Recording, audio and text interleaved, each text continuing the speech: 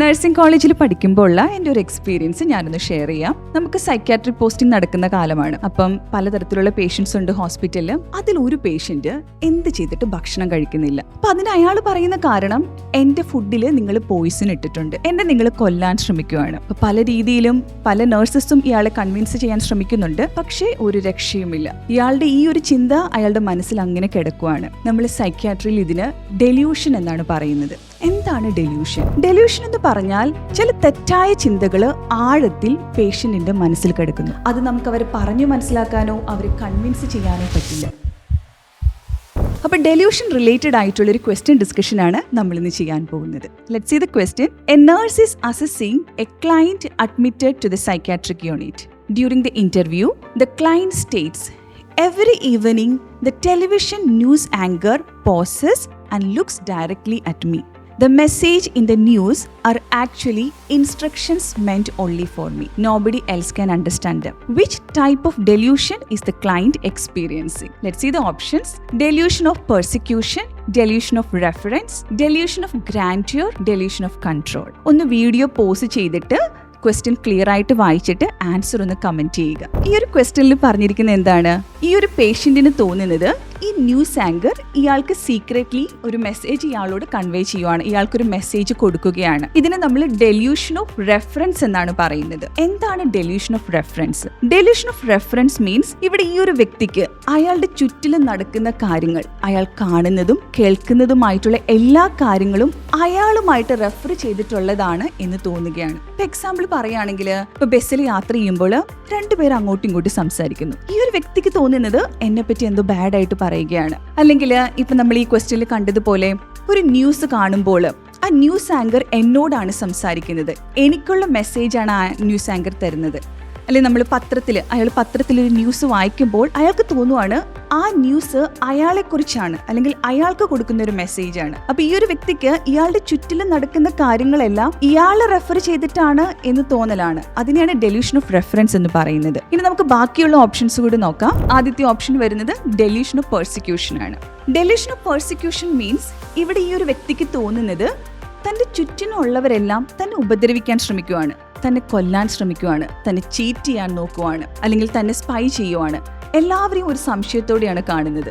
അപ്പൊ ഇങ്ങനെയുള്ള വ്യക്തികൾ, അയാൾ ചിലപ്പോൾ ഭക്ഷണം കഴിക്കത്തില്ല, അയാൾ പറയും ഈ ഒരു ഭക്ഷണത്തിൽ പോയിസൺ ഇട്ടിട്ടുണ്ട്, ഇത് ഞാൻ കഴിക്കത്തില്ല. അല്ലെങ്കിൽ എൻ്റെ ഫാമിലി മെമ്പേഴ്സ് എന്നെ കൊല്ലാൻ ശ്രമിക്കുവാണ്, എൻ്റെ നെയ്ബർ എപ്പോഴും എന്നെ ഫോളോ ചെയ്യുവാണ്, അയാൾ എന്നെ ചതിക്കാൻ നോക്കുവാണ്, എന്നെ ചീറ്റ് ചെയ്യാൻ നോക്കുവാണ്. ചിലപ്പോൾ പറയാം പോലീസ് എന്നെ ഫോളോ ചെയ്യുന്നുണ്ട്, ഞാൻ ഒരു തെറ്റും ചെയ്തിട്ടില്ല, എന്നെ അവർ അറസ്റ്റ് ചെയ്യാനായിട്ടാണ് ശ്രമിക്കുന്നത്. അപ്പൊ ഇങ്ങനെയുള്ളൊരു കോൺസ്റ്റന്റ് തോട്ട് ഇവരുടെ മനസ്സിലുണ്ട്. ബാക്കിയുള്ളവരെല്ലാം തന്നെ ഉപദ്രവിക്കാനാണ് ശ്രമിക്കുന്നത്, തന്നെ കൊല്ലാനും തന്നെ ചതിക്കാനും ചീറ്റ് ചെയ്യാനുമാണ് ശ്രമിക്കുന്നത്. അപ്പൊ ഇങ്ങനെയുള്ളവർക്ക് എല്ലാവരും ഒരു സംശയമായിരിക്കും. ഇപ്പൊ ഡെല്യൂഷൻ ഓഫ് പെർസിക്യൂഷൻ ഉള്ള ഒരു പേഷ്യന്റിനെയാണ് നിങ്ങൾ കെയർ ചെയ്യുന്നതെങ്കിൽ അയാളുമായിട്ട് ഒരു നേഴ്സ് പേഷ്യന്റ് റിലേഷൻഷിപ്പ്, ഒരു ഗുഡ് ഇന്ററാക്ഷൻ ഉണ്ടാക്കിയെടുക്കുക, ഒരു ട്രസ്റ്റ് ഉണ്ടാക്കിയെടുക്കുക എന്ന് പറഞ്ഞാൽ it's A challenging task. Next option delusion of grandeur ആണ്.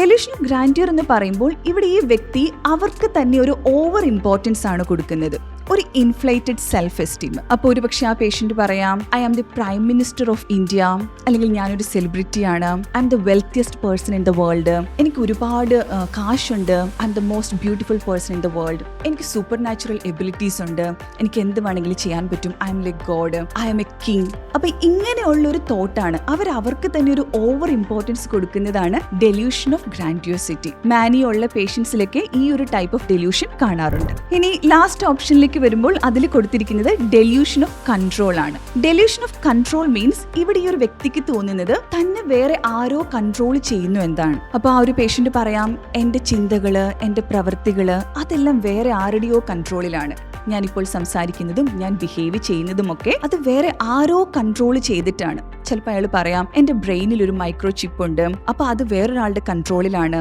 അപ്പൊ അയാൾ ഡിസൈഡ് ചെയ്യുന്നത് പോലെയാണ് ഞാൻ സംസാരിക്കുന്നതും പ്രവർത്തിക്കുന്നതും. ഇതിനെയാണ് ഡെല്യൂഷൻ ഓഫ് കൺട്രോൾ എന്ന് പറയുന്നത്. അപ്പൊ നമ്മൾ ഇന്ന് ഈ ഒരു ക്വസ്റ്റ്യൻ ഡിസ്കഷനിലൂടെ 4 ടൈപ്പ് ഡെല്യൂഷൻ ആണ് ഡിസ്കസ് ചെയ്തത്. ആദ്യത്തേത് ഡെല്യൂഷൻ ഓഫ് റെഫറൻസ്.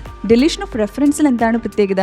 അവിടെ ഈ ഒരു പേഷ്യന്റിന് തോന്നുന്നത് അയാളുടെ ചുറ്റിന് നടക്കുന്ന കാര്യങ്ങളൊക്കെ അയാളെ റെഫർ ചെയ്തുകൊണ്ടാണ്. രണ്ടുപേര് സംസാരിക്കണം, കണ്ടാൽ പോലും സംശയമാണ്, എന്നെ പറ്റി എന്തോ മോശമായിട്ട് സംസാരിക്കുകയാണ് എന്നാണ് അവർ ചിന്തിക്കുന്നത്. പിന്നെ ഡെലൂഷൻ ഓഫ് പെർസിക്യൂഷനിലേക്ക് വരുമ്പോൾ ഇവർക്ക് തോന്നുന്നത് ബാക്കി എല്ലാവരും ഇയാൾ ഉപദ്രവിക്കാൻ ശ്രമിക്കുവാണ്, ആരെയും വിശ്വാസമില്ല. ഷിസോഫ്രേനിയയിലേക്ക് ഡെലൂഷൻ ഓഫ് പെർസിക്യൂഷനും ഡെലൂഷൻ ഓഫ് റെഫറൻസും ഒക്കെ കോമൺ ആയിട്ട് കാണുന്ന ഡെലൂഷനാണ്. പിന്നെ ഗ്രാൻഡ്യൂസ് ഡെലൂഷൻ എന്ന് പറയുമ്പോൾ ഇവർക്ക് തന്നെ ഒരു ഓവർ ഇമ്പോർട്ടൻസ് കൊടുക്കുന്നു. എനിക്ക് സൂപ്പർ നാച്ചുറൽ എബിലിറ്റി ഉണ്ട്, ഞാൻ ദൈവത്തെ പോലെയാണ്, I am the wealthiest person, ഇങ്ങനത്തെ ഒരു ഇൻഫ്ലേറ്റഡ് സെൽഫ് എസ്റ്റീം ആണ്. പിന്നെ ലാസ്റ്റ് വരുമ്പോൾ delusion of control. Delusion of control എന്ന് പറയുമ്പോൾ എന്നെ വേറെ ആരോ കൺട്രോൾ ചെയ്യുന്നു എന്നുള്ള രീതിയാണ്. ഡെലൂഷൻസ് ഇവിടെ കൊണ്ട് തീരുന്നില്ല കേട്ടോ, ഇനിയും ഉണ്ട് കുറേ ടൈപ്സ് ഓഫ് ഡെലൂഷൻസ്. അപ്പോൾ ഡെലൂഷൻസിനെ പറ്റിയൊക്കെ കൂടുതലായിട്ട് ഡീറ്റെയിൽ ആയിട്ട് പഠിക്കുന്നതിനും മെന്റൽ ഹെൽത്ത് നഴ്സിംഗിലെ സബ്ജക്ട്സ് ഒക്കെ തറോ ആയിട്ട് പഠിക്കുന്നതിനും വേണ്ടിയിട്ട് നിങ്ങൾക്ക് ഞങ്ങളുടെ ഓൺലൈൻ കോച്ചിങ്ങിൽ ജോയിൻ ചെയ്യാവുന്നതേ ഉള്ളൂ. ഓൺലൈൻ കോച്ചിങ്ങിൽ ജോയിൻ ചെയ്യാൻ താല്പര്യമുള്ളവർ താഴെ തന്നിരിക്കുന്ന നമ്പറിൽ ഞങ്ങളെ കോൺടാക്ട് ചെയ്യുക. അപ്പോൾ ഇതുപോലുള്ള ക്വസ്റ്റ്യൻ ഡിസ്കഷൻ ഇനിയും ഉണ്ടാകും. നിങ്ങൾ ചെയ്യേണ്ടത് follow our channel and see soon with another video. Thank you. By.